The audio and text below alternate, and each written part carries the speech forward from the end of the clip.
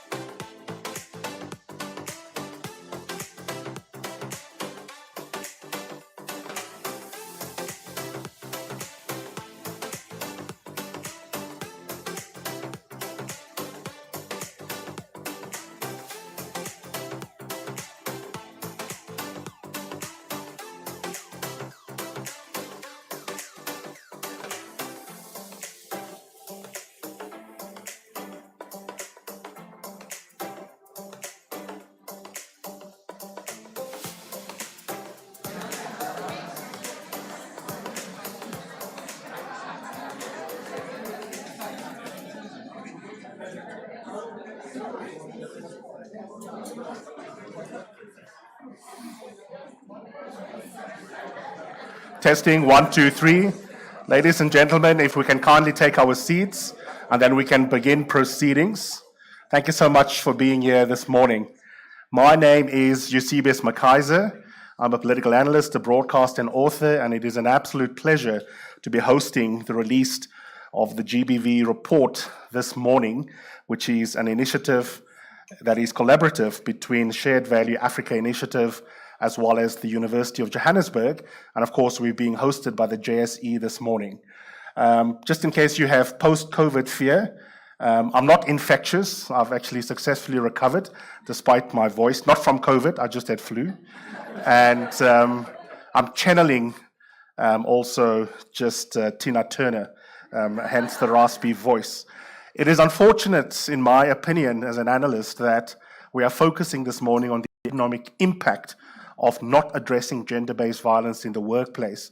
It is a critically important piece of research, don't get me wrong, but where it is unfortunate, at least the lawyer in me thinks so, is that we would have thought that by now we live in a country where women's rights are regarded as human rights, and that the moral imperative to take gender justice seriously should be a sufficient motivator for us to change our behavior, starting with our mindsets and then our behavior. And unfortunately, in the heart of capitalism, we now have to appeal to economic logic and not only to human rights-based logic. And sometimes you have to skin a cat in many different ways. So it's not that this report doesn't care about asking ethical questions, nor human rights-based questions, but it is interesting to also examine what the opportunity costs are, quite literally in terms of the wastage of human resources and therefore not maximizing shareholder value if you don't pay attention to gender-based violence in the workplace. And if you have a thick fact basis for understanding the economics, it also gives you additional data with which to hold leadership accountable, and that will be one of the themes that we will tease out this morning. But to start us off, I want to first ask Peliswa Mayakiso, who's the head group communications and media at the JSE, to just say a couple of words by way of welcoming us, and then also, I think we might be slightly late, but at least symbolically opening the markets, so to speak. Can we please welcome her to the stage?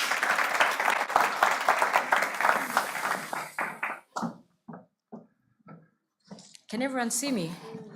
You can hear me, right? Good morning, everyone, and a very warm welcome to the JSE. Firstly, apologies from our CEO, Dr. Leila Fourie.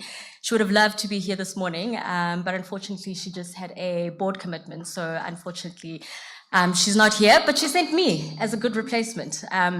Just to echo what Eusebius has just said, it really is unfortunate that this Women's Month, we're here for a very sobering topic around the impact of gender-based violence and the economic impact on gender-based violence, which has continued to plague our country. It is really unfortunate that we continue having the same conversations over and over. And it is it's a collective responsibility for all of us as individuals and organizations to create the safe public workspaces that we require as women, as people that identify in whatever category they want to identify in, and to be an advocate for really meaningful change, which is, I think, the big thing that's really missing. I think it's very unfortunate that we continue talking and talking and talking, but the action really doesn't happen. As citizens of corporate South Africa, it is our duty, most of all, and to have the power within our circles of influence to really, really drive and eradicate the heinous attacks around gender-based violence. The JSE stands together with all stakeholders that are in the ongoing effect to eradicate gender-based violence. At the JSE, we really take this responsibility very seriously. We have numerous work policies where we help our colleagues to work through it so that they can also report gender-based violence, as well as giving them time off work. The one thing with gender-based violence, the scars can be internal, but they also are external. And it is such a big stigma, particularly for women around us. So we give them that opportunity. But I think most importantly, we put our money where our mouth is. And we fund gender-based violence initiatives through various funding programs across South Africa, which is very crucial. Again, I have the confidence that the launch of this report will once again play as the catalyst in developing bigger and better solutions to eradicate gender-based violence. Like they say, the market waits for no one. I would like to now invite us to open the market symbolically. Ndade Bonang, can you please come up?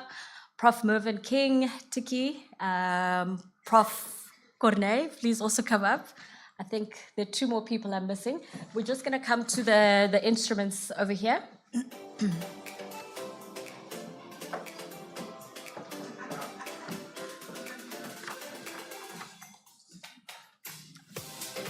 Who else is coming?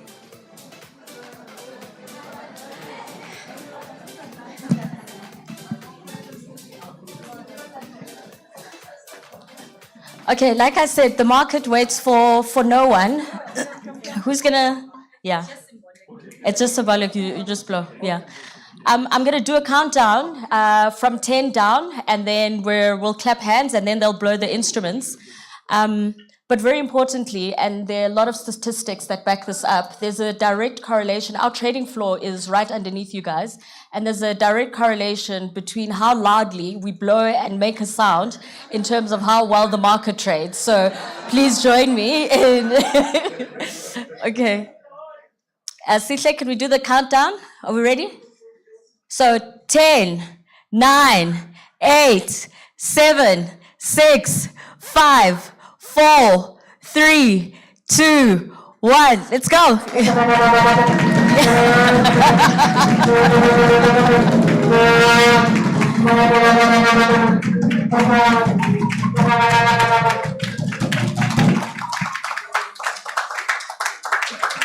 Well done.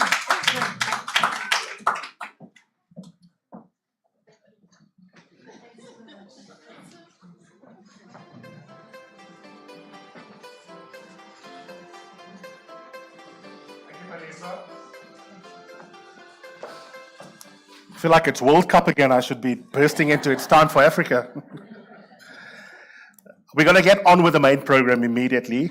Someone I've worked with for many years is Tiki Barnard, who is deeply committed to gender justice. And a lot of the work that her company does, Shared Value Africa Initiative, is around gender justice, not just in South Africa, but around the continent as well, where they have deep footprints. And I invite her to come and reflect on this piece of research that is really close to her heart individually, but also what some of the thoughts are in relation to how they had set it up. And because we are good friends, I know she's also going to reflect on something that I gave her a tough time on, which is why so many men are on the program, in a program that is about gender-based violence. She's an absolutely brilliant woman. Can we please welcome her to stage?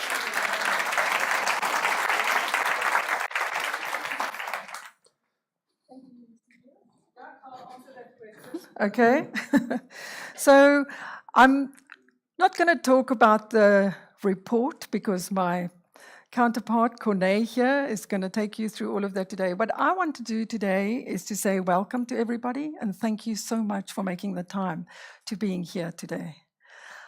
I want to leave you with 3 thoughts today. The first one is that gender-based violence is not a societal issue only. It is a business issue that affects our business every single day. Research tells us that 1 in 3 women will be affected by gender-based violence in their lifetime. So let's do the maths. If we employ 15 women, 5 of them will be affected by gender-based violence. And the shared value business management concept, when they ask us to build sustainable and profitable business, advocates for us to address those issues from a societal and an environmental issue that's holding our businesses back. And the UN Sustainable Development Goals define those issues that's holding our business back so beautifully. And there's one SDG that runs like a golden thread through all of them, and that's SDG number 5, gender equality. Secondly, today, what I want to share with you is that gender inequality is the biggest driver of gender-based violence. And private sector has the capacity, has the resources, has the power to change economies forever if you intentionally and deliberately address gender-based violence in the workplace. And there's many reports that's been written about the cost of gender-based violence. But yet, we're here today because gender-based violence persists. Lastly, on the research, and I want to thank Corné and Nesu and Prof. Gustav from the bottom of my heart. what we try to do, the purpose of our research, is to share the human impact of gender-based violence. And the intention for us is, the prayers, the hopes, is that we will shift male leadership mindsets. And we need to drive accountability. And we want to influence through the research, we want to influence organizations to look at your gender-based violence and policies and make changes. That's what we want you to do, because we have to do it. I was speaking to Prof earlier on, and there is no time like now. We're moving into, all of us are busy with our ESG reporting. We really, really need to do it now. And Eusebius, before I hand back to you to answer your question about why the male lineup today? And I just want to say, as women, our voices are clearly not heard. So for me today, and for us from a research perspective, we want our male leadership to raise their voices, to intentionally and deliberately commit to take action, to address gender inequality in the workplace, and help us to eradicate gender-based violence. Thank you.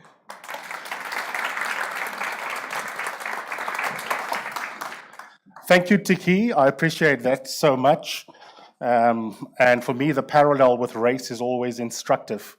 It's amazing why we persist in asking the survivors and the victims of oppression to also be the ones that lead the solution space. Where if we know how to oppress, we should be the ones also undoing the oppression. That is as true of racism as it is of gender oppression. And that's why it's important for men to do it. By the way, if you are tweeting away, which I hope some of you are, and multitasking, the hashtag, it's not okay.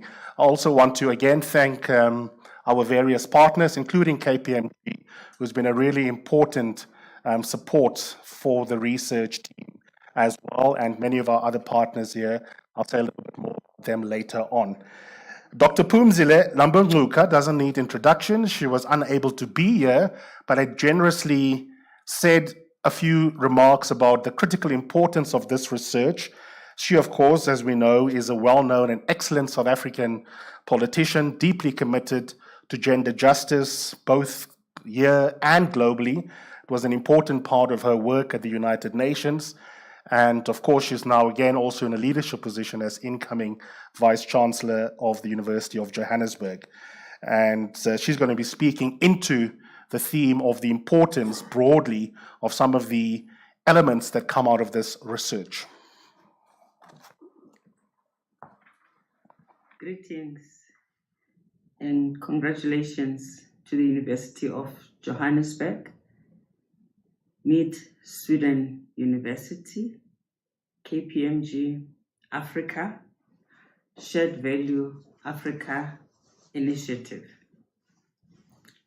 Thank you for inviting me to this event, and thank you for producing this report, which helps us to understand the impact of gender-based violence and femicide in our different spheres, be it economic or social. This is a shadow pandemic. Gender-based violence is a pandemic that was there before the COVID pandemic. It was there during the COVID pandemic. It even increased during lockdown. It is still there. It is not responded to comprehensively. It is not prosecuted in a convincing manner. But all of us in society, in our different stations, need to take action. and to do our best to eliminate it.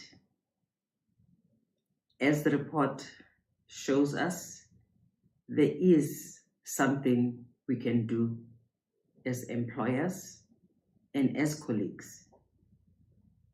At the workplace, we need to be sure that we have the policies that can be used to both prevent as well as hold our employees accountable for their behavior. We know that at the workplace, it would be the senior people who often harass and exploit women, and that creates immense pressure on the women.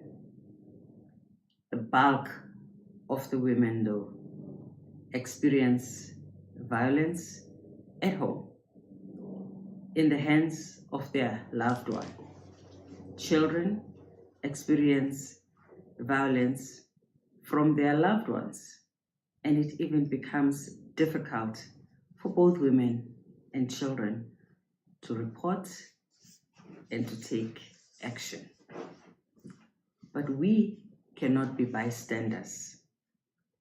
We need at the workplace to provide a possible place for women who has experienced violence to find refuge, be it counseling or medical services. We need to support her in case she decides to take the matter up with courts, because we know how traumatic and lonely that road is. We need to make sure that amongst our employees, we do not have people who harass other workers, people who are serial perpetrators of emotional or other violence against women. We need to be sure when we employ people that in their reference checks, we can see their behavior, and we can tell in some cases where there could be a history of violence against women.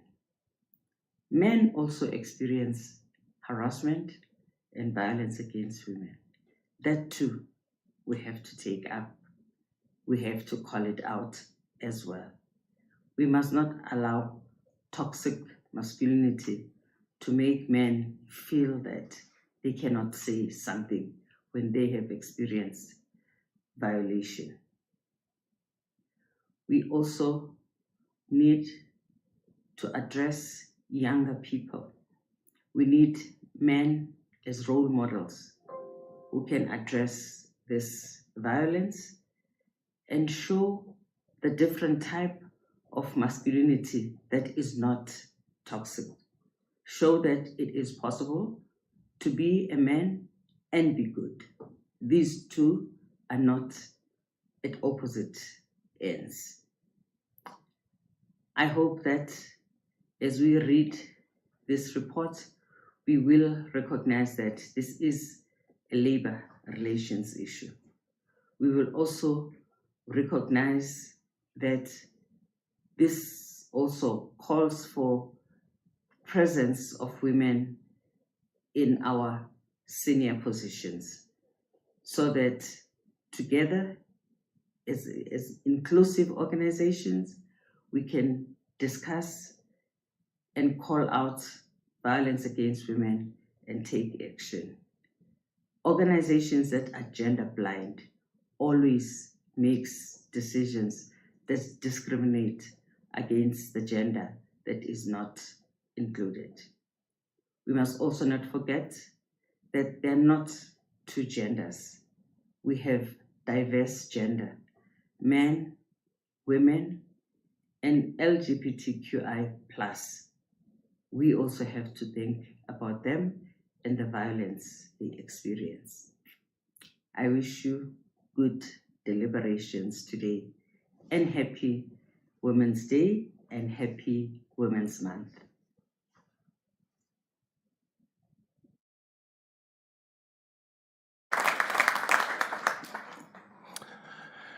Thank you very much in absentia to Dr. Lambutuka. A lot there to chew on.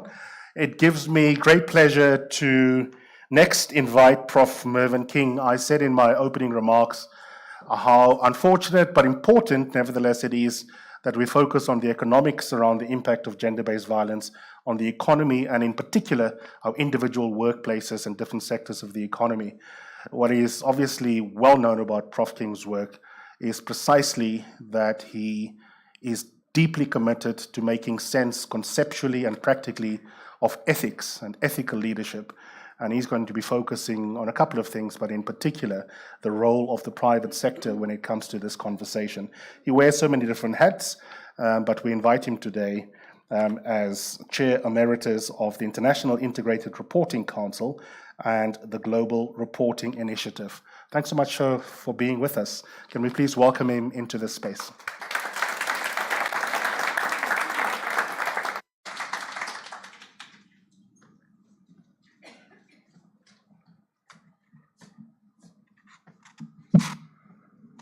Thank you, Eusebius, for the invitation, for the introduction, and thank you for inviting me here today. Since 1992, I've been talking about boards learning and understanding the needs, interests, and expectations of the various stakeholders in a company, but always making a decision in the best long-term interest of the company. Because if one gets that right, it's in the best long-term interest of all the stakeholders. And this debate sometimes about what is the audience that a board is reporting to forgets that the law lays down quite clearly that a board owes its duty of care, skill, diligence, and good faith to the company, not to the shareholder. We went through a century of the primacy of the shareholder. Today, thank heavens, we're at a stage where essential questions are asked. How has the company made its money? And what value has it added to society? And what have been the impacts of how it has made its money on the environment, society, and of course the economy? With this in mind, I was chairman of the United Nations on Governance and Oversight.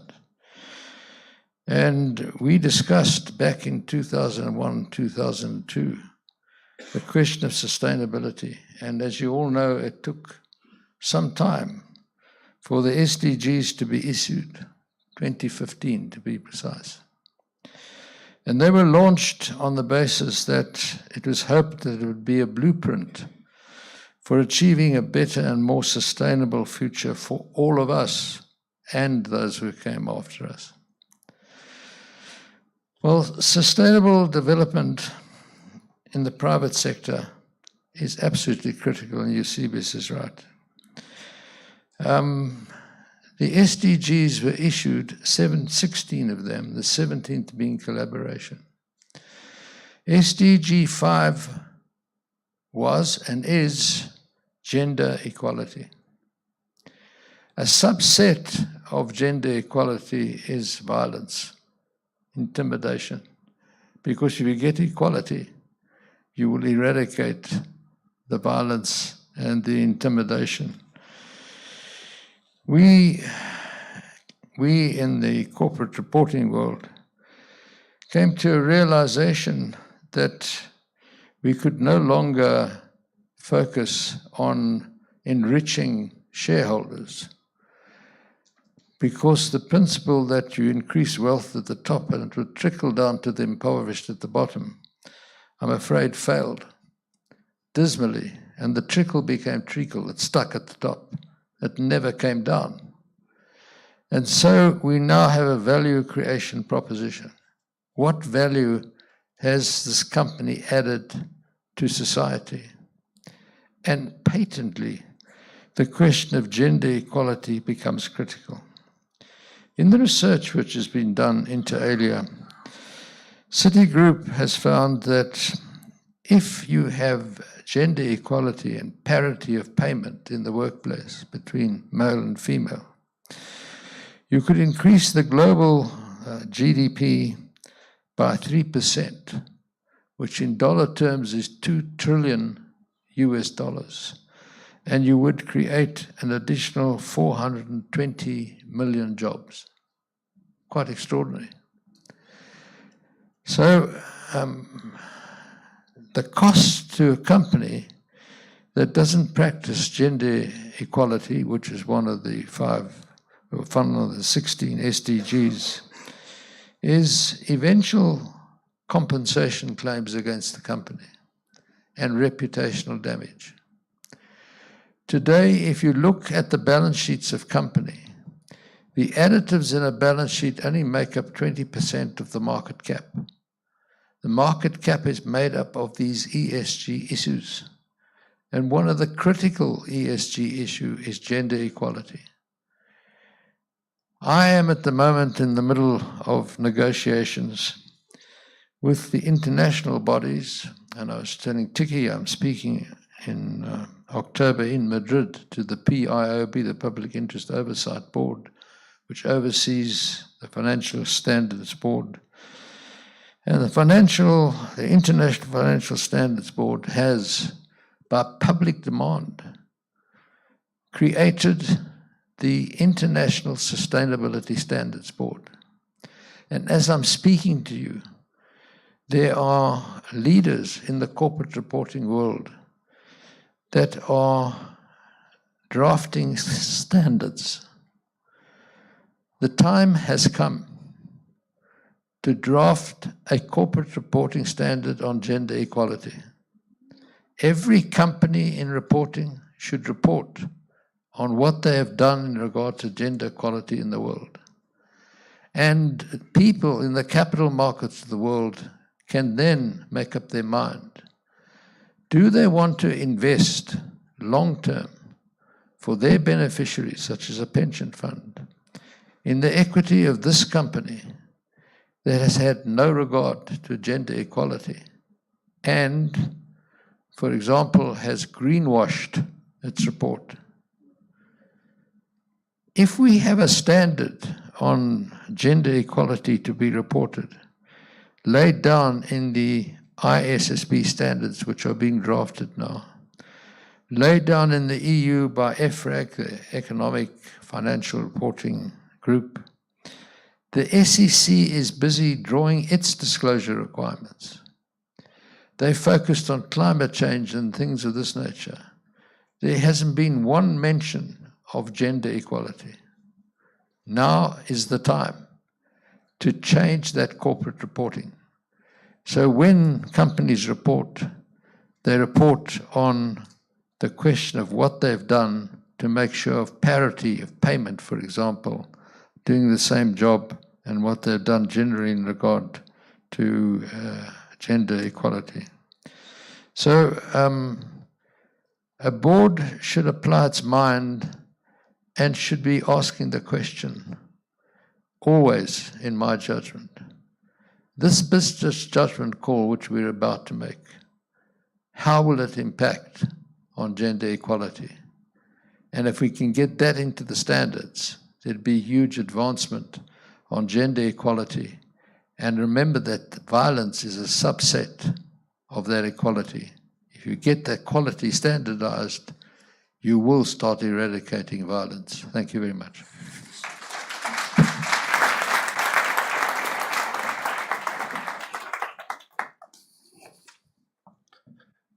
Thank you, Prof. King. It was characteristically excellent, and thank you for your life's work, really. I think there's a deep puzzle. We may not have time for it on the panel, but maybe we will. I'll just let it hang in the air. I've always, for many years, struggled, and maybe it's a non-economic question, with why it is that despite so many evidence-based reports coming out of either initiatives like today's or from academic institutions, Harvard Business School report, your McKinsey reports, we used to have it in relation to diversity. making the data-driven case for why diversity is conducive to maximizing value, and still diversity is only rhetorically really committed to by so many corporate citizens. And the same has to go. That stunning stat that you gave just hit me like a lightning bolt in terms of the opportunity cost with job creation and also adding to an expansion of the economy, which raises the question, why would capitalist men in particular, who are the decision makers as CFOs, CIOs, CEOs, why do we shoot ourselves in the foot? Do we hate women so much that we're prepared to forego extra profit in order to sustain domination? Next up is one of my favorite South Africans, Prof. Bonang Mohale. Also needs no introduction. Excellent business leader. Brilliant author, by the way. Please buy any and all of his books. A great interlocutor. I wish myself, as the moderator, good luck in getting him to speak for only 6 minutes. But he is going to speak on the very important related question of conscious and intentional leadership. Can we welcome him to the space?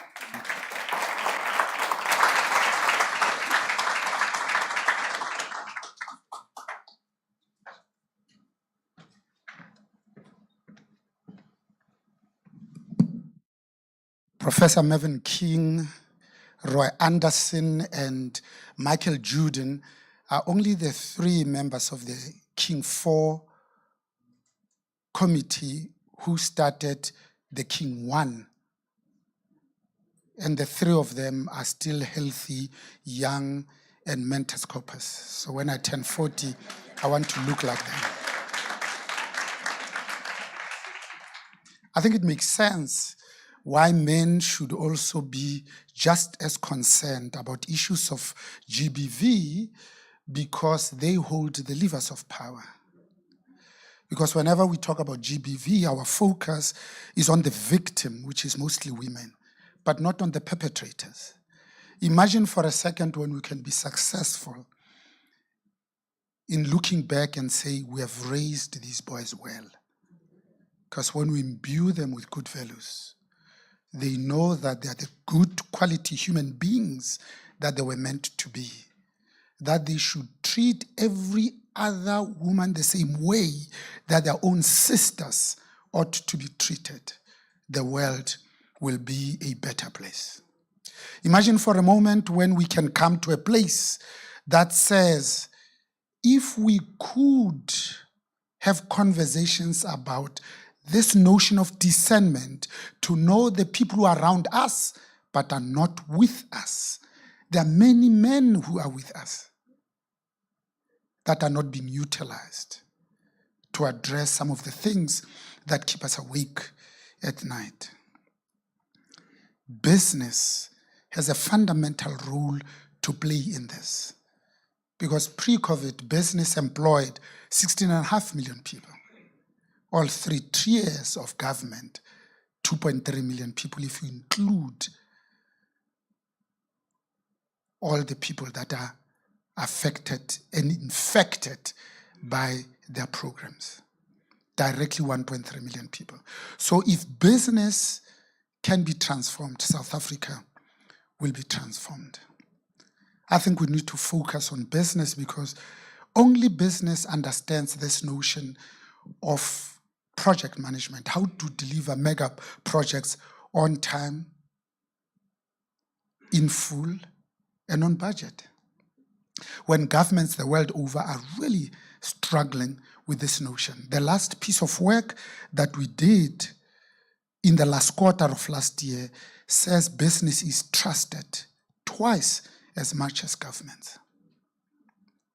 Therefore, it's businesses that need to kick down the doors that are closed to women, to bring down the proverbial, not glass ceiling, but the concrete ceiling that we ourselves have created. It is men that are uncomfortable about being surrounded by good quality women being there. For the work needs to be done by men, because like we do in businesses,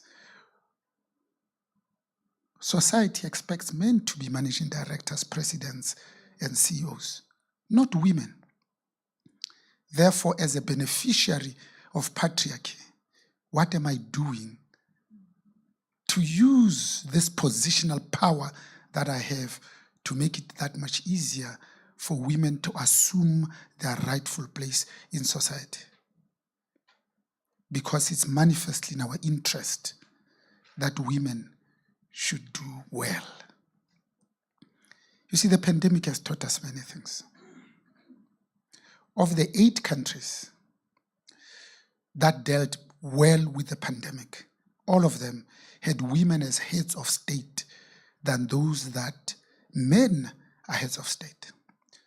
But science is replete with examples that when we put a smartphone in the hands of women, not only does the nutrition, the health, and education of their own children improve, but of the entire society in which they are located and the community from which they come.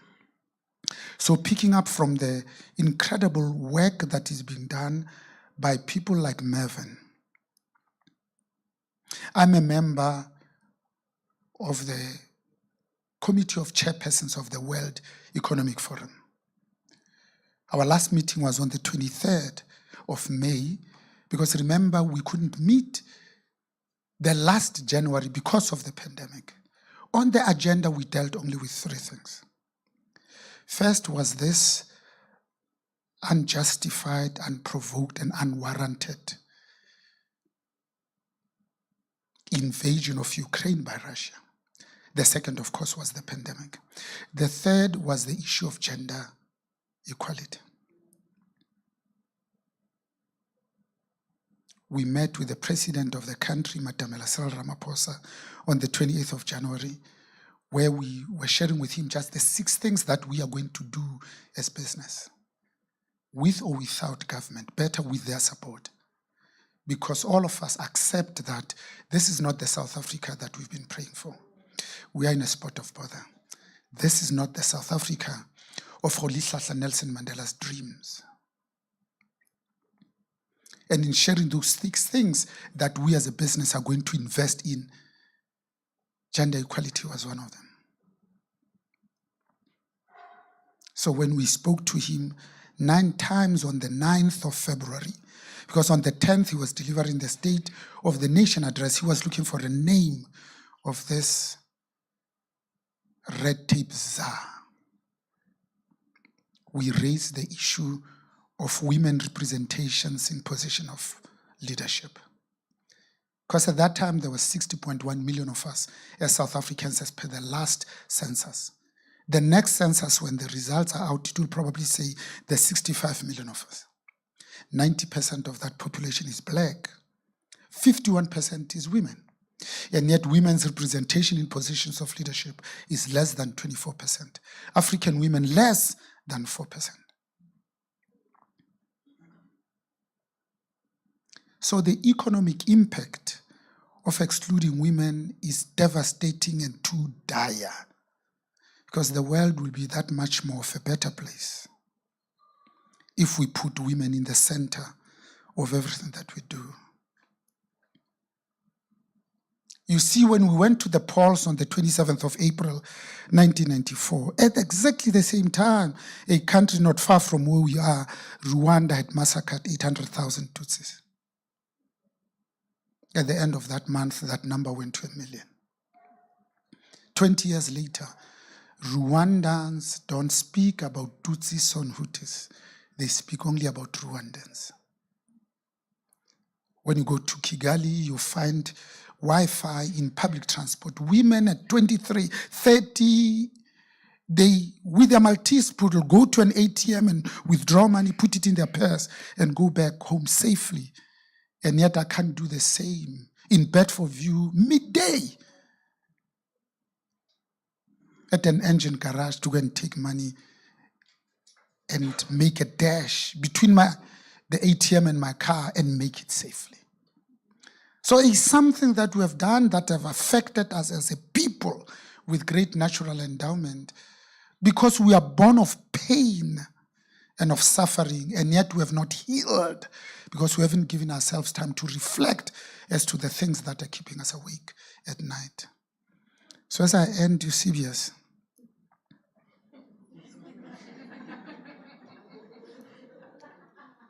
you see, there are so many things that we can do as business where we don't need government's permission. We don't need government's permission to pay small and medium enterprises in 30 days. 68% of those businesses are owned by women. We're beginning to measure at BUSA, the apex organization, those organizations, our members, that are paying businesses in 7 days. We don't need government's permission to address issues of gender equality and pay parity.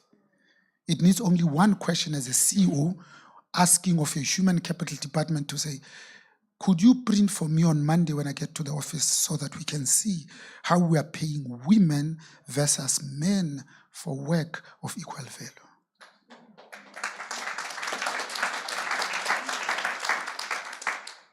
We don't need government's permission to address issues of GBV and LGBTQI+ community, because for me, diversity is being invited to the party. Inclusion is being asked to dance. But belonging is bringing your own music and being allowed to play it.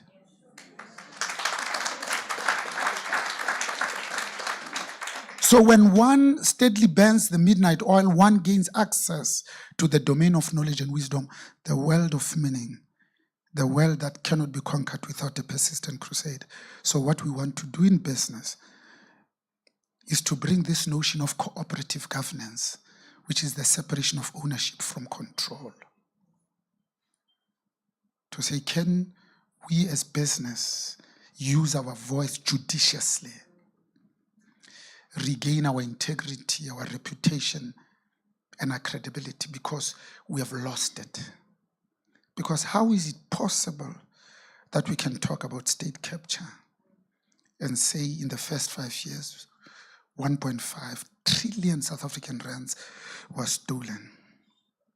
And in the 9 wasted years, 200 billion siphoned off a year every year on average, just to the 2 Zupta families, without that money going through the financial systems and therefore through our banks. How is it possible? So we want to use business, the force, the impetus, to leverage that so that maybe, just maybe as a business, we could be the voice of the voiceless, to release better humans, to help our people to graduate from humankind to being kind humans. Where as leaders, it is easy for us to be accessible and to be spoken to, so that we don't miss the moment that there must be a reason why we're in those positions of leadership. Because none of us can be okay and well and be prosperous unless and until and unless all of us are prosperous and well. And in the world, there are more women than there are men. How do we use business to solve some of the intractable problems of society so that our children, these boys, can be responsible members of society, incredibly useful citizens? Because men learn and young boys learn by looking at the back of the heads of their fathers. You see a child that is not embraced by his village will burn it down in order to feel its warmth.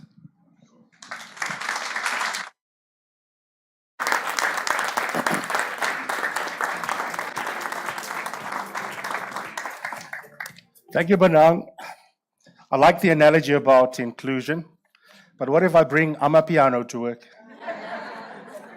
And soon you're going to hear, he's just not a fit for the company.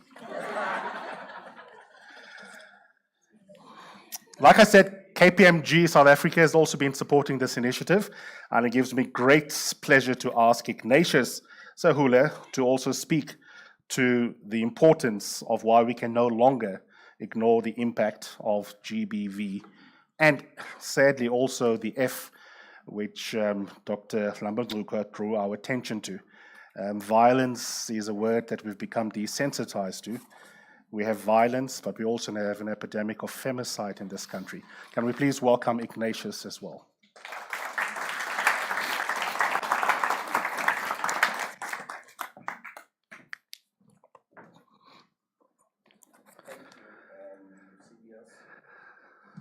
Ladies and gentlemen, good morning. I think it's always a danger if you have to come and speak after the two profs.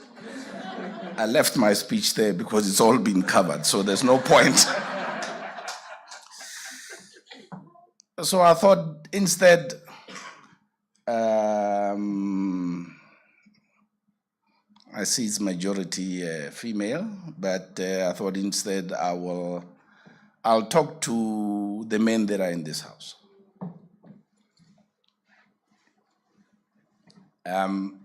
While we're having tea before we started, I was talking to some few people, and I was telling them that on Tuesday, I was sitting and talking to my daughter about this Women's Day and the events around it and everything. And she brought it to my attention that we're now being called a red country. And I did not know what that was. Now, for those of you that don't know, it's because that we are the worst in the world as a country when it comes to GBV. We have that unenviable title of being the red country. Now, as I speak, don't forget, and that's why I said I thought I'll talk to the men. Don't forget that we are, as men, the perpetrators of all of this. You know, as the two profs have indicated, the cost of not eradicating this gender inequality and the opportunity that we lose. So it's not, you don't need to do the right thing in terms of gender because of your sense of charity. It's not because of that. Or you're not being a better human being by showing that sense of compassion. It's got nothing to do with that. Just the business imperative of it gives you no option but to do it. As a CEO, as a CFO, as a department head, whatever you do at work, your stakeholders look up to you to maximize their return in their organization in a sustainable fashion. If, as a CEO, as a manager, you continuously ignore opportunities to maximize stakeholder value, in the fullness of time, you should be fired because you don't deserve to be there. Now, some people might say, listen, I never knew that there's this much economic benefit in doing the right thing. But research has been done over and over again. There should be no excuse that people don't know. So maybe your stakeholders might not be able to hold you to account for whatever reason. But how about holding ourselves to account? We've been entrusted with these positions to perform. And that's why one of the recommendations coming out of this research that I like, it's about reporting. Because you tend to get what you measure. So I think it's about time that we have these measurements and we report in our ESG, in our integrated reports. And then people can hold the mirror to our faces and say, how have you done? Now, when I was talking to my daughter on Tuesday, she said to me, you know, it's sad because I remember post-democracy, we were one of the countries that were held up in there, compared favorably around the world, that we have X number of women in parliament, X number of women in cabinet. We were kind of a model to empower women. And she said, Dad, what happened? And I said, you know, she's not an accountant, you know. So I said to her, in our profession, we have something called substance over form. That what you saw is what happens when you put form over substance. It was just the form, look at us. But the underlying reality had not changed for women. So as a manager, as a CEO, as whatever you are in your organization, you can choose to do form over substance. And if you do so, I can promise you, it will, in a matter of time, it will be undone. So as we go, we have this message now as guys, as we go and go into the field and do what's right, let's remember to be committed and only do true gender equality. Not the form, but the substance. With those few words, ladies and gentlemen, this is not a fad. This is something we have to do for our own human survival, for our own survival of the companies that we run, but for the survival of this crumbling economy of ours. Thank you very much.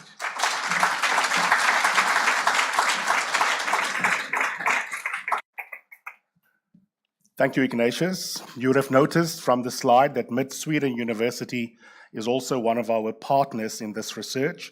And to that end, it is an absolute pleasure to invite here in South Africa and in this space, Prof. Gustav de Lal. Gustav is a senior health economist professor from Mid-Sweden University, has worked across more than 50 countries, and as an academic also has the difficult but also stellar pedigree of having supervised something like more than 90 doctoral students as well. So he really knows what he's talking about. Can we please invite him to the stage?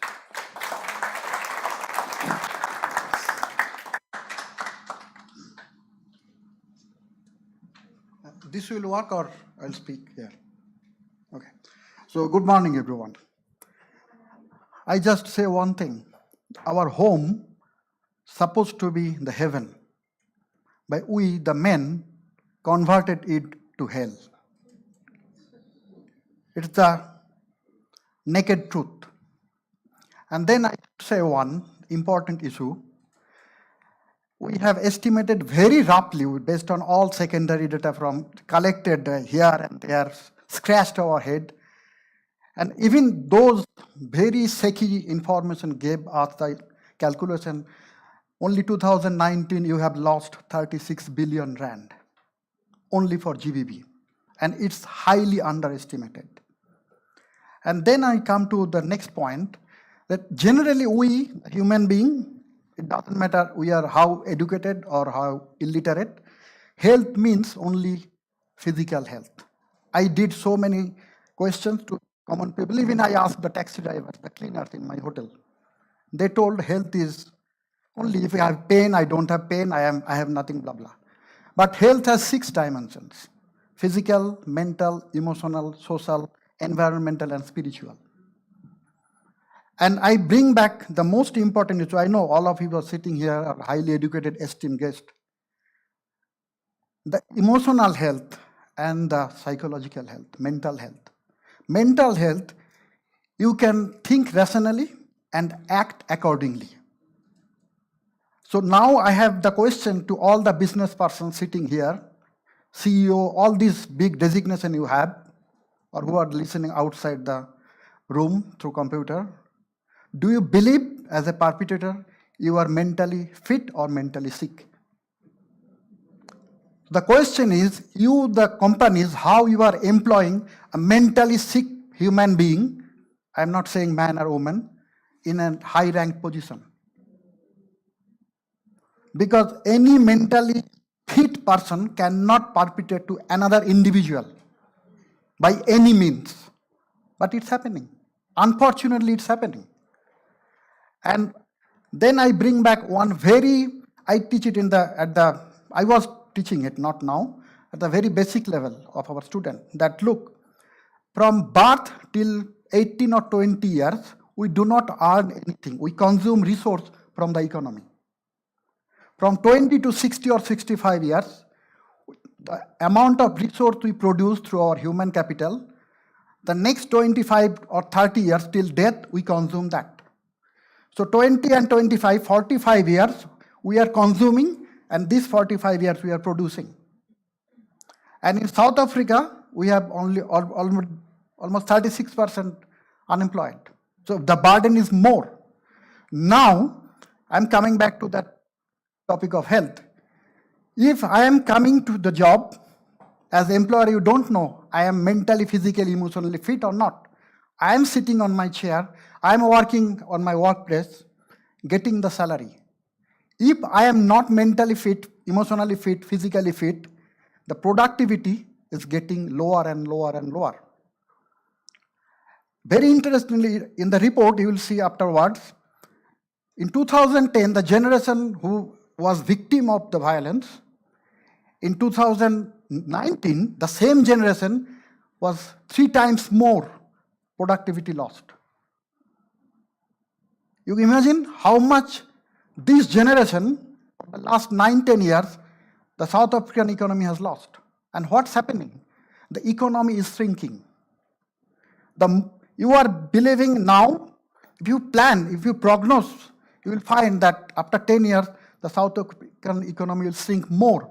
And that already has reflected in your GDP. So don't undermine this point. Second point is that I must bring this to reconsider all of you. That if I sit here, because don't forget, those generation is now around 30 to 39. They already invited through the perpetration as a victim so many diseases in their health. So when this generation after 10 years, after 20 years, sit and work, their salary will be much more higher and their productivity will be much more lesser. So how much gap in the production, resource generation and consumption will be widened. And that I can promise, if you don't take the action from today, from now, your economy will shrink more and more and more.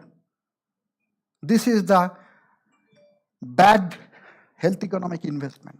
You are continuously, knowingly or unknowingly doing it.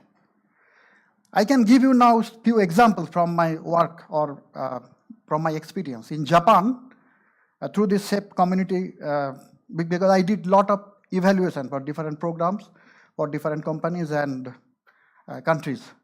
So in Japan, successfully with this same argument, what I gave you now, same argument, we have successfully invited the private companies to take care of the communities. Because they believe that if we take care of our consumer in that community, if they are healthy, they will be a better consumer tomorrow. So any small community will visit in Japan, in the high-rise building, the top floor and the ground floor, they put their storage. So it's a win-win situation. And if there is earthquake, natural disaster, or any injury, they are allowed to take the food from there. And you have seen Japan has successfully reduced the death rate for all natural calamities, for all victims of violence and injuries. I can give you, if you say, okay, Japan is very high ranked, I can give you 2 examples from Bangladesh. It's one of the poorest country. We use the kindergarten kids. Instead of asking that twinkle, twinkle, little star, this kind of rhymes, with the help of the communication and media personnel, we make the rhymes for violence prevention. I could not transfer it in English exactly, it was in a local language, but the tone was like that: if you beat my mother will be sick, who will cook for me? If I am hungry, how I will educate? If I am not educated, how I will earn for you, my papa? So, this kind of rhymes, I can invite all of you, from the business perspective, you can initiate in your community, take care of 1 or 2 small communities, make a pilot study, and do the change, start the change now, not tomorrow. And you will see that your market is expanding, your GDP will expand, otherwise it will shrink. Another example I can give you, in a very remote part of Thailand, it was alcohol and violence as usual. So we successfully convinced the women that you make a group. In that group, if some man consume alcohol, first night warning, second night pay 500 or 1,000 bucks, third night not allowed to enter into the neighborhood, and fourth night kicked out from the community. He will not be allowed to come back next 1 month. And from that fund they generate, take care for the families and the kids. So the whole poorest community was very famous for GBV. After 1 year, not a single incidence of GBV. So I can ask all of you that, you know this symbol of stop violence. I was part of this movement in WHO, so I could tell you the story, but now time is running out. So say stop violence. Before we all are sitting here, please join hand by hand and promise stop violence from now. Thank you very much.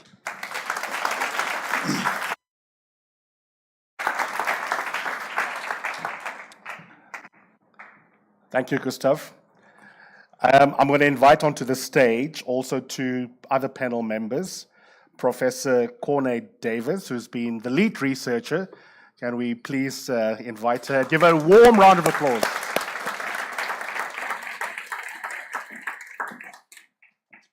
And then also Dr. Anesu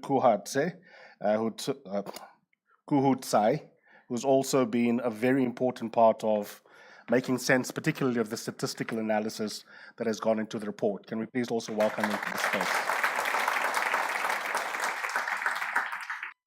Prof. Davis, let's kick it off immediately with you. I mean, we've been speaking conceptually and also politically around the importance of this report.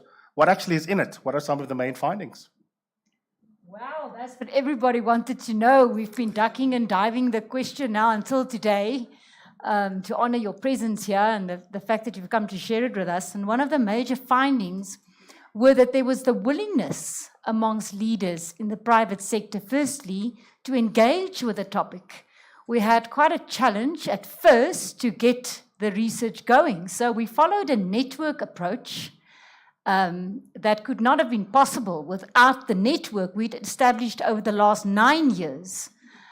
So it's been a long time coming, and it was very fruitful because it enabled us to speak to leaders at the top. Most of the participants in our conversations with private sector were CEOs, and we couldn't have achieved that without our network of NGOs who worked with us, including Shared Value Africa Initiative as a primary part of our research, and of course, Tears Foundation.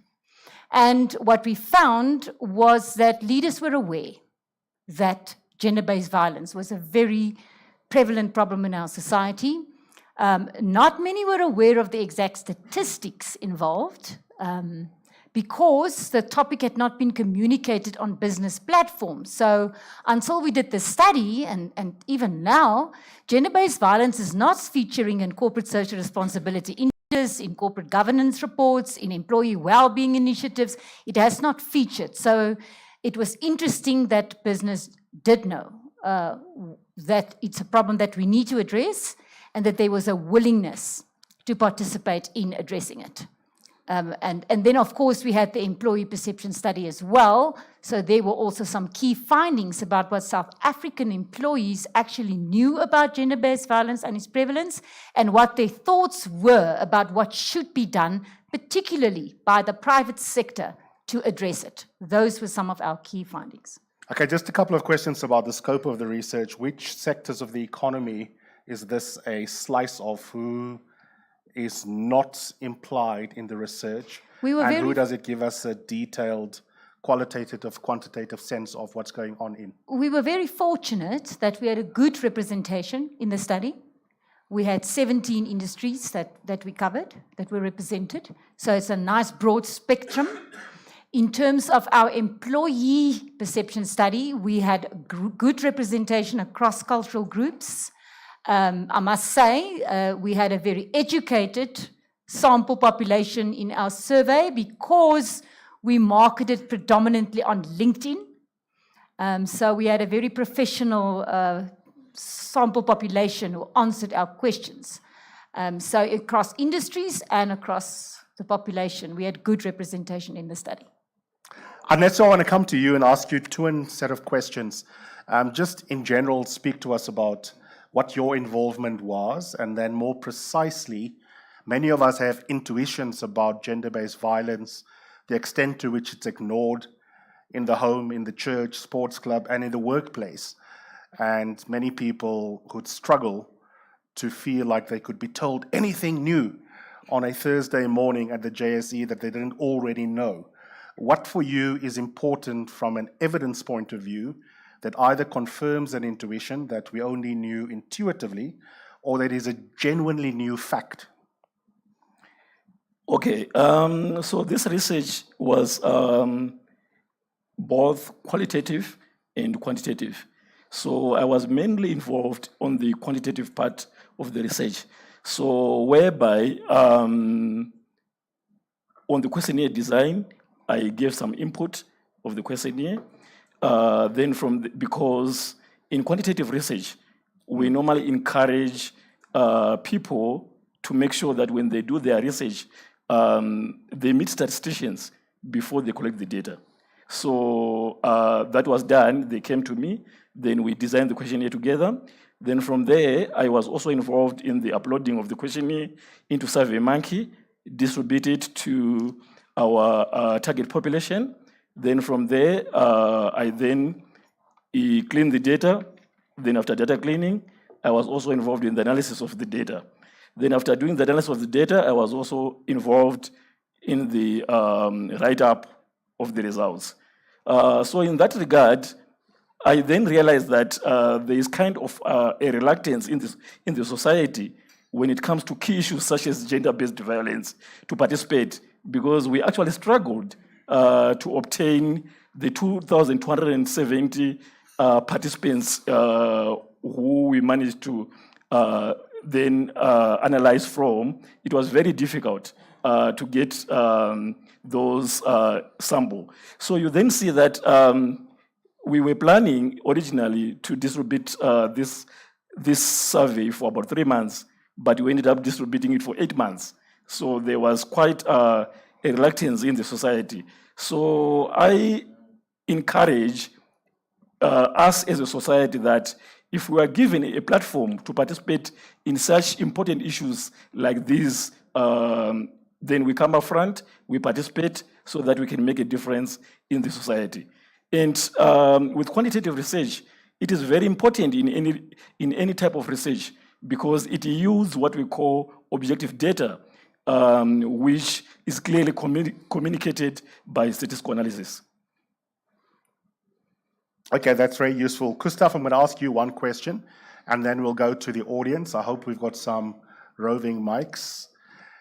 Thanks, Vio. The data in any diagnostic report is only useful to us instrumentally if it can lead both to a shift in mindset and more than mindset, or maybe an element of mindset, which is actual behavior. In your international comparative studies that you have so many at your fingertips, are there good examples of how we can move the needle from collecting and collating the data diagnostically to changing the behavior? As much as I love Tiki, I don't want to be back here in 2 years with updated data, but the narrative is the same. Thanks for the question. I should start from the beginning. This report has, I should say it's very balanced. Generally from quantitative we get what, and from qualitative we get why. So this report has both what and why. Only thing missing is from victims and perpetrator perspective. That we have already planned, we are planning. We have so many examples from around the world, and even from South Africa. I was reading one report, and before, it was a report in 2000. Even International Labour Organization, ILO, has recommended it. Before 2000, the workplace bullying was very high in South Africa. And with that research, all the big private companies signed agreement that they should stop bullying at workplace. And in 2 years, the productivity increased up to 40%. So I'm not coming from I'm coming from this same land. So from today, if you sign that agreement, and I can also give one example that in Nordic countries, even now some other countries also, before recruiting someone in a decision-making post, it's mandatory they should go for psychometric test. I don't know you would follow it in South Africa or not. So after that psychometric test, you can also sign one in the decision maker level that they should not be perpetrator of GBV. If you start like this, somewhere you should start. If you start, it will be highlighted. Because the same news coming every day in the media that it's rape, it's violence, it's femicide, blah, blah, blah. We are at the normalization of violence. So it is the time to break the barrier or come up. And the public sector doesn't have that capacity and willingness.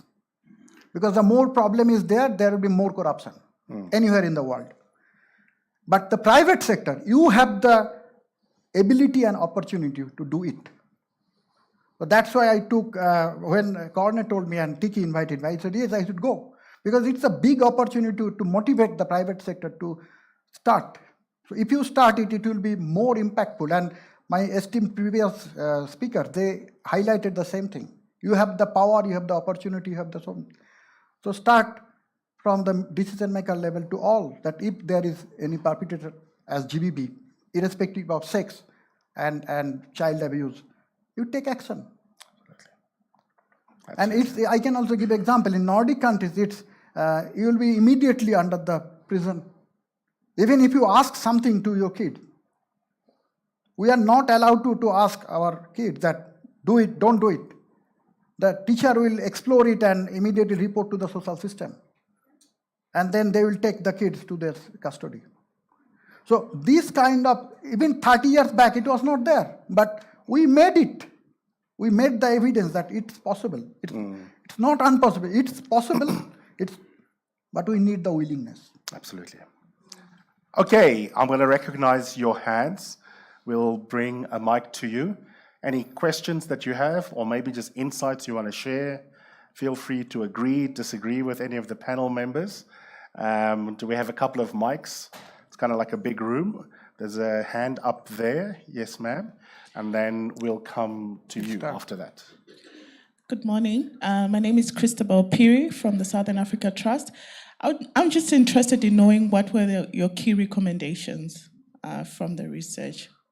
Excellent question. We'll take a round of questions, and I'll ask my panel members to respond to any of them that they wish to, and just to take note of them. We had a hand up here, and then we'll come to this side. Okay, let's get the mic here. In the meantime, the person with the mic can speak. and just tell us your. Morning, everyone. My name is Gitumeti Fatima Tamotlwatsi. I am the chairperson and founder of a feminist social movement, Black Women Caucus. In 2019, over 2,000 women marched to the richest square mile in Africa at the heart of capital, demanding greater participation and accountability from the private sector in relation to gender-based violence and femicide. A couple of years later, I'm really pleased to see that this report is released, but at the heart of that march was not only looking at what the cost of the impact of GBV was, it was also a bigger clarion call to say, how does private sector fund the fight towards ending gender-based violence and femicide? And I think that is often a conversation and a narrative that is silenced. The reality is that I come from civil society. I also exist at the nexus of government as well as private sector. And I can tell you that for us to fully eradicate the scourge of gender-based violence and femicide, we need money to capacitate organizations, formations in our communities that are doing the work. So I remember in 2019, I still have the list of demands, by the way.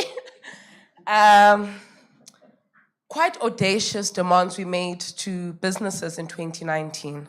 And one of the demands that we made was that a change in the JSE listing criteria to include a 2% levy on the profits of all listed companies to help fund the fight against gender-based violence and femicide.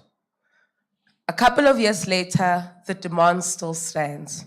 Yes, we welcome the establishment of the GBV Response 1 fund led by private sector, but only around 146 million rand has been raised from businesses to fund feminist movements and women's organizations. So we need greater accountability. Dr.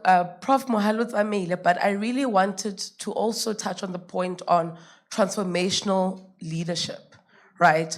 A lot of the demands, a lot of the asks that we're making in relation to gender equality in private sector and society at large not only needs the political will, that political will is married to transformational leadership.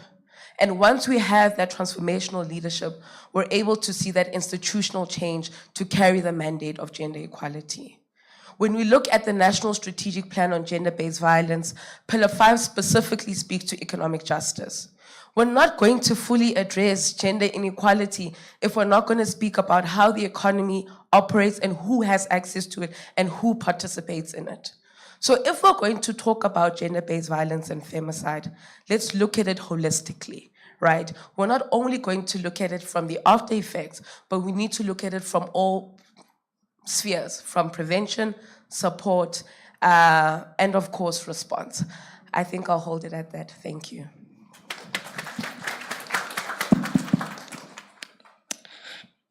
Good morning. My name is Sibongile Ndashe. I am the founder and director of the Initiative for Strategic Litigation in Africa, which is an organization that works to hold governments accountable for gender and sexuality cases.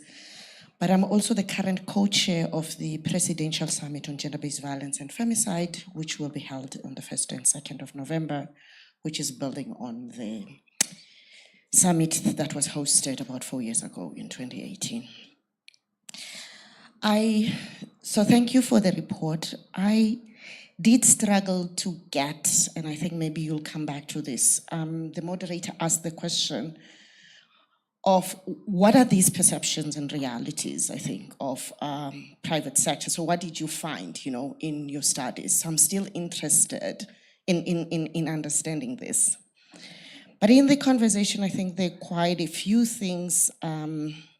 I don't know whether we are conflating issues or whether we're just kind of using things kind of interchangeably. Ending gender-based violence is obviously going to require all of us to do our bit. And of course, the corporate sector is called upon to do that where they are. But the challenge is when we move the conversation and we're saying it's not a societal conversation, it's also a business conversation, as if business does not exist, in society. I think we are splitting hairs. Because in a country that has got such high levels of violence, to now say we have to create safe spaces at work, then that means to be free from violence, then you have to be employed. So the call that Kito Mitsi was making is, as we say that business is responsible, accountable, and they have to do something in the workplace to eradicate inequality, similarly, we have to talk about what business does outside of, the workplace, like the corporate social investment. Because if the call to business to say to make this yours, you have to promote women, you have to deal with sexual harassment, you have to deal pregnancy discrimination, wage gap, and all of that, we are now basically saying, this is where it needs to happen, and then we find business that kind of recycle, their corporate social investment funding to really deal with equality in the workplace that then does not call upon them to respond to the broader societal problem that we are dealing with. So I do think that there is a conversation, to be had there so that we're not only talking about business responding, and that's why the topic of costly impact, because we keep on saying that, corporate South Africa does not really understand what they need to do, to end gender-based violence. And so you have to talk to them about the profit margin, so that's the thing. So we have to make an economic case on why it is important for gender-based violence. And I think the moderator started on this when he introduced the topic, that it is said. But I really think that we should delegitimize that. Like, it is illegitimate to say that we have to make an economic cost, because the cost of gender-based violence is a cost that we all feel when we wake up every morning and we see the headlines and all of that. We don't have to respond to it because there is something in it, for business, and for companies. South Africa is under siege, and we don't have to make a human rights case. We don't have to make an economic case. We have to comprehensively respond. And my last point is the duty to eradicate discrimination. And it is important that we understand this. We are saying that inequality, does play a role in sustaining kind of gender-based violence. In 1992, the CEDAW committee said gender-based violence is a form of discrimination. And I think it is important that we understand this so that we don't confuse what it is that we are called upon to do, Yes, lack of economic empowerment leaves women with no choices. But we have said this over and over again, that gender-based violence transcends class, race, and all sorts of other things. Women don't get beaten up because they are poor, right? Gender-based violence is violence that is targeted at women because they are women, right? So when we are talking about giving women options, like economic empowerment, we are not necessarily eradicating violence. We are dealing with some of the things that can help them, right? To flee, when it comes, to that. So when we understand how discrimination impacts on women, then we will not conflate inequality and gender-based violence. So I will stop there. Okay, there's a lot of questions. I will give you permission to respond to any of them. You also don't need to respond to any, and those comments can just live as contributions in this space, because there are no mathematical truisms in such a complicated conversation. But I'm going to take the liberty, being friends for 5 minutes, of just prodding you in certain directions. I wonder, Corné, if I can start with you, because there were at least 2 fact-based questions about the research. What are the recommendations was one of them that I think would be great for you to speak into, and also to give some specificity to the very broad issue around perceptions qualitatively that were revealed in the research. What exactly does that refer to? Great, I'm happy to answer that. One of the key recommendations that came from leaders was that it should be, addressing gender-based violence should be included in organizational strategy for multiple reasons. One, obviously the impact that it has on our economy, that again impacts on every dimension of society, but also in terms of well-being. That it's not just an HR issue, but it's an entire organizational issue, was one of the key findings that should be included in policy making going forward. That was a key finding. From the employee's perspective, a key finding was that there was an incredible need for education. Saying from employees' perspectives that there's a lack of knowledge in terms of what exactly gender-based violence is, the scope of it, and from both groups, the private sector leaders as well as employees, there was a key emphasis on multi-sectoral, multi-level collaboration. Because the problem is so complex that it's not just a sector issue. We're always going to have contentious issues, people that feel that we're not addressing it in this way or that way, or should be doing this and doing that, that there is not one single solution to a problem this complex. It should be all sectors collaborating. There's no other way of finding solutions if we are not all going to work together. And not any of us can address the entirety of the problem. So when we're talking about equality, again, it's from different sectors, different levels. And if we're talking about gender-based violence itself, it's going to require education at all levels, including stakeholders such as children being educated, was a key finding. Thank you. By the way, thank you so much for your energy and keeping it together. It's been 90 minutes on the trot. I promise you, even though we're a little bit over time, we will finish within the next 10 minutes just to manage your psychologies. Gustav, you can respond to anything. Personally, I'd love to hear you respond to at least two threads that have come up. Given your interest around health, economics, and also that beautiful opening statement you made about the domestic sphere. And I had the same reaction when I read the report, which is the would-be academic in me would have asked you many questions in a Viva exam about the connections between workplace interventions and the domestic sphere.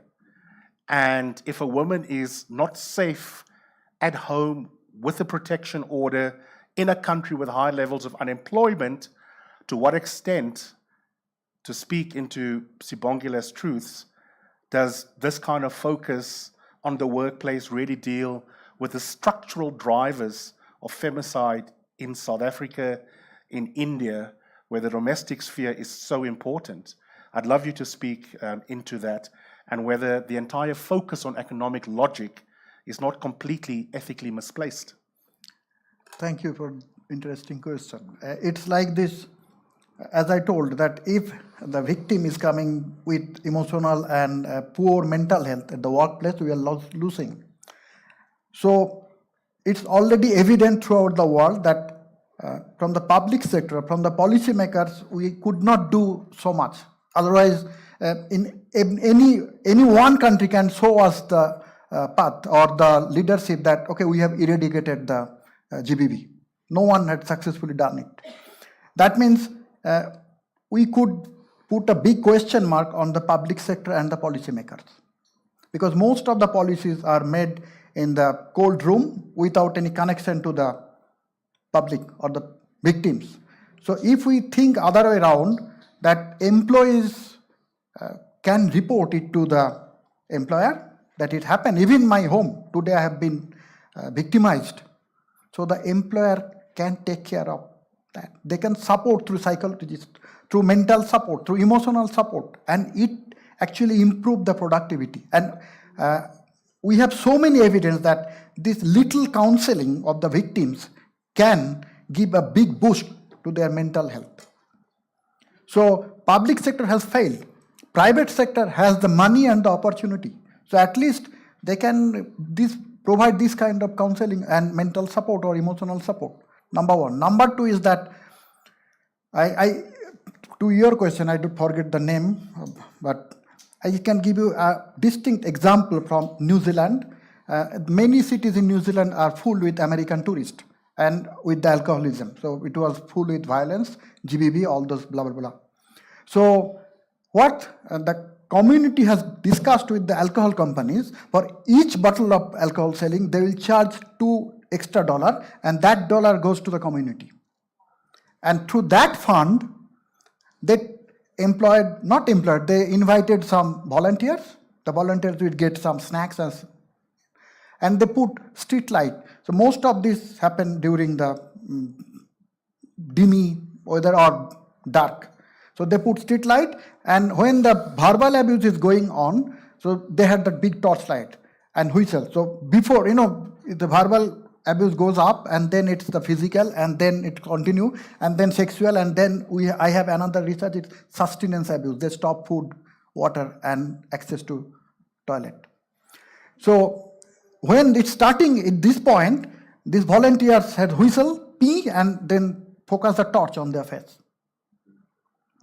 Just this $2 each bottle has changed the whole scenario. Now you will find no such GBV in those places. So I am trying to giving you the very simple evidences throughout the world, what you can utilize. And as you have repeatedly commented that your public sector has almost failed. So only we have the hope with the private sector. Okay, I'm going to take 3 interventions, and then we have to close it there. Vuyo, I'll give you the horrible task of choosing 3 random people because I want to be as popular as possible. And there are millions of hands up. It's a good sign. It means that there is occasion for more conversation, and the success criterion in eventing is to quit while you're ahead. Hello, I'm Mara. I'm the founder of an organization called Tears. We're a national organization. In the last 6 years, we've helped 500,000 women. It's recorded electronically, it's not made up. So we are very, very active in the GBV sector. I want to thank the other activists that have spoken out here. I've walked in the march at the JSE. I sang in the halls in Pretoria. But guys, that's not enough. So that's why we are all here today. But I really wanted to stand up and say, let's remember that GBV is not a beautiful book. It's not a lovely philosophy. It's about a woman or a child who's been hurt. And I just wanted to bring back that to you today, because I'm actually biting back the tears, and I'm not that emotional. I work in Alex, where young girls haven't got the care, and they put their babies into the Yuxkay River, or into bags where the pickers fetch them. We live in a shocking world. Each one of you, please go away and remember that I absolutely value Corné and Tiki and the team who've worked on it. We need to be able to prove to people to get the funding. But let's also remember the starfish principle. It's the one that we help. And that's up to us. Help the people. Please don't forget. We need the statistics to get the money to help the one. That's my end. Thank you, everybody. Thank you. Thank you. Thank you so much. Thank you so much for the opportunity. I'm Tokozile from Absa Bank, and we are part of Banking on Women. As an organization, I think we continue to learn from companies like Anglo American who've done a lot in the space. As a corporate, my question is around the research itself. To the companies that have said that they have and acknowledge that gender-based violence is a problem, what are some of the key initiatives that they have worked on? I understand our colleague, they spoke about the GBV fund that corporate has worked on, but what else has corporate done, and what else are they looking to do? And then to the LinkedIn population that you have, what are some of the other stuff that they feel corporates should do? And it would be great to hear from that as we also look to see how we can contribute. Thank you. Beautiful, thank you.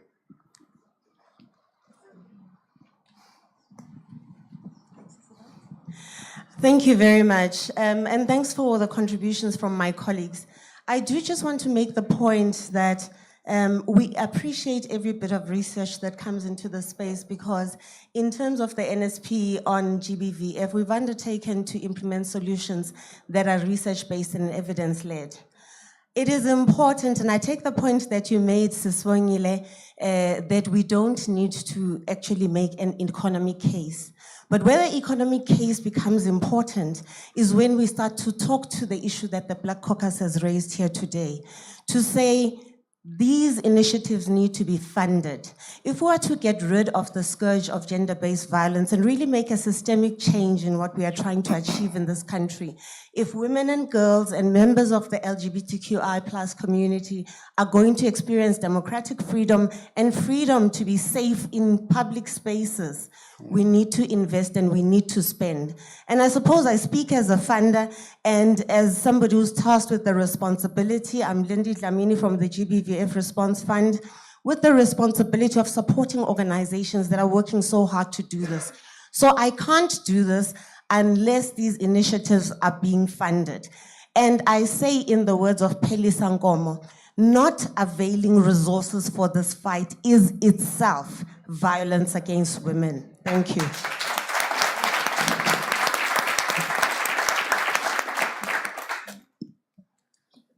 Thank you so much. Okay. Yes. Sorry. My name is Hlengiwe Ndlovu, and I'm a senior lecturer at the Vet School of Governance and a regular attendee of the events and conversations of Shared Value Africa. So my question follows, I think, a series of questions that have been asked. First of all, I guess the significance of launching this report here at JSE is very key around the questions of funding and everything that has been said. But there was a question about the recommendations. What are the recommendations? So mine pushes a little bit further than that, to say in our several discussions, we've spoken about moving beyond the discussions, moving beyond the boardroom politics, and tapping into action in terms of what do we do after writing these reports. So my question is related to, are there any accountability mechanisms that you are recommending on the report that are sort of like to make a follow-up, to say people do not just commit, these companies, you know, in addition to committing to funding, because funding is very much needed, but in their own backyards, what are they doing? Are they reporting gender-based abuses? Are they keeping check of you know, everything that's happening? But most importantly, how are they going to account that this report is not just wasted work? Because there is a lot of work that went into researching and writing the report. So what happens post this report? Thank you. Can I respond to it?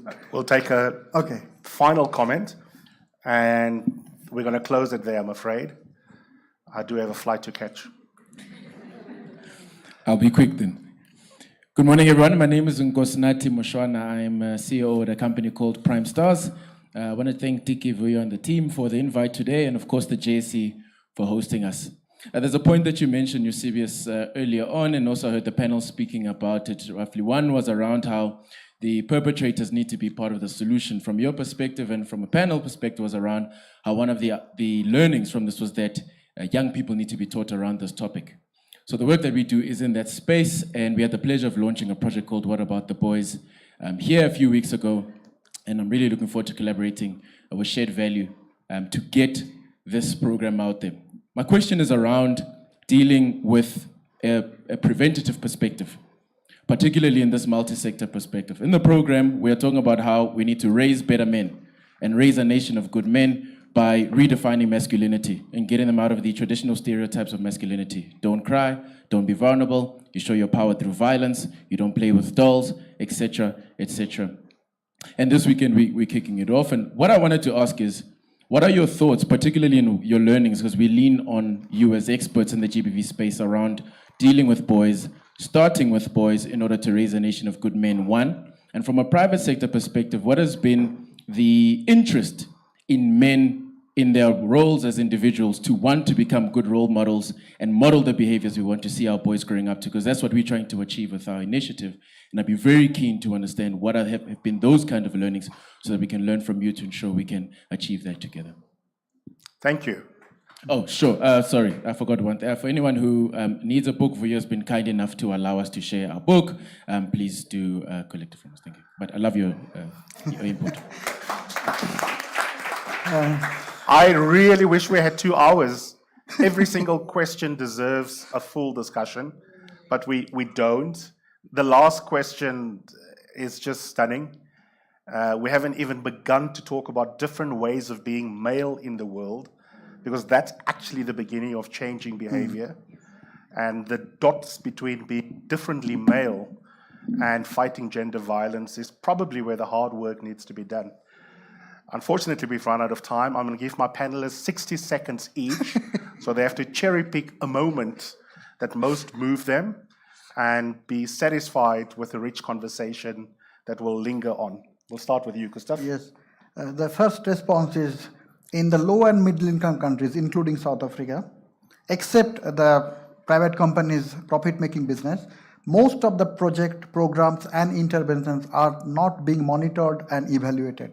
That's why we are missing transparency. As we are missing transparency, there is corruption. So from this report, I request that you should do something and have some independent evaluation. And my response to that gentleman in the back, I'm very poor in name. So most importantly, that there are evidence around the world how at the community level they have controlled and almost eliminated GBV. It doesn't matter at the boys or girls, irrespective of the sex.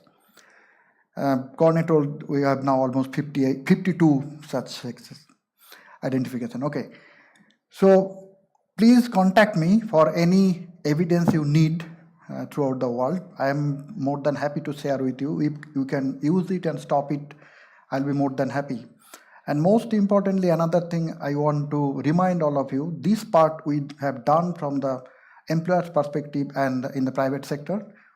The most importantly, we had not done the research on the victim's perspective and perpetrator perspective. So next few days and few months, we are planning to do it. And hopefully end of this year or at the beginning of next year, we will come with a full scientific report from all square perspective. And that will be one documentation for South Africa. Anesu, 45 seconds. Okay, as for me, I will continue needing to work in this space of gender-based violence, because without statistics, we can't necessarily evaluate the impact of the gender-based violence. Yes. Thank you. And then Prof. Davis, love your energy, love your commitment and your intellect and politics. What are your final thoughts? Maybe also weave in the one practical thing we can all take to our places of work beyond this. My final thought, please read the report. All the information is in there that you've been waiting for. My major contribution to this project is as an academic, and I call on all of you to strengthen the relationship with academia, with us, that we can do to implement change, and to position gender-based violence as a topic within business communication. This is what our major contribution has been, but you'll find all the answers and statistics in the report. Thank you for this opportunity. Okay, from my side, just remains to do 2 things. Firstly, all our speakers for the whole morning, including the panel, can we give them a round of applause? And then lastly, Tiki is excellent, but she is also appropriately self-effacing and recognizes she's not a one-woman organization. There's a whole bunch of excellent person, happen to be women, that actually run this company of hers and does so admirably. And one of them is Vuyo Lutseke, who of course is Director of Shared Value Africa Initiative. I am going to take a vow of silence, which is good for men to sometimes do. And Vuyo can have the final say. Can we please welcome Vuyo as well?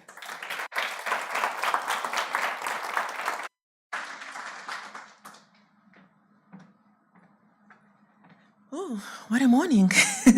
That was intense and complex and very interesting. But thank you everyone so much for joining us today. And thank you for sticking around for this extra few minutes.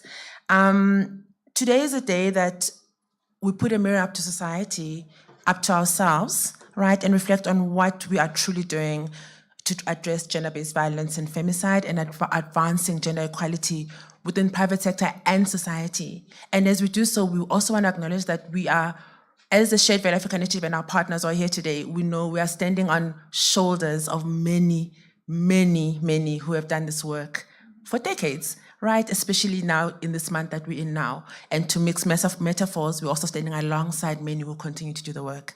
So I just want to also acknowledge those who are part of this movement, part of this army, right? That's working to do the work that we're doing. And we are just so blessed to have our voice be part of this as well from today, well, and going forward. So the Shared Value Africa Initiative may have started the It's Not Okay movement as a call to action in response to, right, the scary statistics that we see increasing continuously around gender-based violence against women, violence against women in our society, but has grown to have a wide range of programs that drive this cause. This, of course, includes understanding not just what gender-based violence is within the workplace environment, but also how it affects all of us, right? So it was so up for us to have a collaboration with University of Johannesburg, Mid-Sweden University, KPMG South Africa, and initiating this research project and having the smart minds that are here alongside myself to really lead that part of the project. We just want to be able to acknowledge that we need to build on the work that is done by all, right? And relentlessly mobilize our commitments into tangible action, right? We're talking a lot today about it's not just the private sector, it is about all sectors coming together. What has become clear to us was that for the most part, the private sector was a missing link in certain ways in that, you know, we still have to talk about how it can fully embrace its role in achieving gender equality within not just South Africa, but across borders. So you will see on the report as well, there's a lot of, I guess, highlighting the need for multi-sectoral collaboration. It's always been clear, it's always been suggested in reports even before this, but there is immense power in working together across private sector, state and public entities, civil society, and of course, as Corne said earlier, academia. So on behalf of the Shared Value Africa Initiative, I just want to express our humble gratitude to our partners in the research project, Prof. Corne Davis, Dr. Anesi Kudzai, and the University of Johannesburg, as well as Prof. Gustav and Mid-Sweden University for leading the research that we have here today. KPMG South Africa, you know, heeded the call to continue to use your brand, your voice, your expertise to put to paper the impact of GBV, a journey that was started 2014, even before that, but you continue to show your commitment by participating in this research project as well. The working group itself of this project was made up of Travonica Naiti from KPMG, I know Travanica's here with us somewhere, Lizzle McKellen, Mariette Duplessis, and of course our very own Tiki Barnard. Further support was provided by Sazini Mojapelo, David Davis, as well as Avin Mohadu, which was really much appreciated in getting us through to this final product. And of course, we want to acknowledge Tamani Advisory and Typo Printing. I wanted to give a special thanks to Prof. Mervyn King, as he has left us, not just for joining us here today, but his support in writing the forward in the project, in the report as well. And also our other esteemed speakers today, Mr. Ignatius Sahule, who as CEO of a major corporation, as I mentioned earlier, continue to demonstrate the commitment to a cause such as this one, and positioning, you know, GBV as not just a social issue, but as a business one as well. Prof. Mahali as well, in his absence, I want to thank him for having joined us today and showing his support and galvanizing fellow business leaders to do the same. Thank you, Eusebius, our program director, for once again leading us through, you know, today's proceedings on a very complex, sensitive subject that we also know that today's conversation is not going to be the end of it, right? We have many more and we have a lot of work to do as we do so. And a final word to our partners in launching this event today, being the JSE team, you know, Pelisa, who helped us start out earlier today, as well as the Mail and Guardian, whose support has been incredibly meaningful in getting us here today, but getting this report to the right eyes and ears. we look forward to working together with all of you to challenge leaders to do more and more and more. Just to let everyone know that the report will be available online, so everyone who's registered to attend will get the email link, but our attendees here at the JSE, as you go out, the report is ready for you to pick up and get that. And I think for me, as closing thought, it's, we want to highlight the fact that purpose-driven leaders know that gender equality is not about doing the right thing, but it's also about the smart thing to do, right? While we started this research as SVAI in South Africa, as a Pan-African organization, we will continue, as Gustav mentioned earlier, there's more research to be done, but even for us to continue to do the work that we do across the continent and get more voices, but also more action, right? And galvanize more to do what is right and what is urgent within our society. And we will update our entire network as we continue to do so. And we would like to urge all companies, all organizations to explore the learning and unlearning that is needed to not just acknowledge, but to respond to this persistent power imbalance that's still plaguing our society. Thank you so much, everyone. Have a good day.